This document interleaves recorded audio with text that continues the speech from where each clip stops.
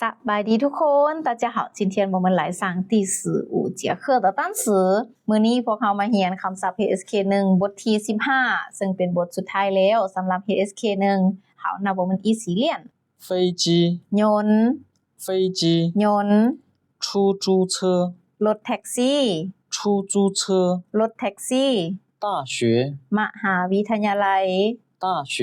มหาวิทยาลัย饭店ห้านอาหาร饭店ห้านอาหาร听ฟัง听ฟัง认识的ฮู้จัก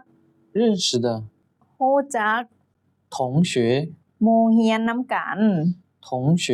หมู่เฮียนนำกัน年ปี年ปี怎么来มาแนวใด怎么来มาแนวใด怎么去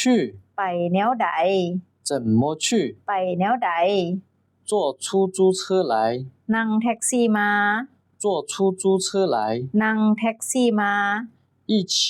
นำกัน一起นำกัน很高兴ดีใจหลาย很高兴ดีใจหลาย几号เบอร์ใดวันที่เท่าใด几号เบอร์ใดวันที่เท่าใด星期几วันหยัง星期几วันหยัง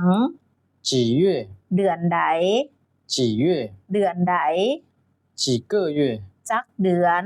几个月จักเดือน几年จักปี几年จักปี哪一年ปีใด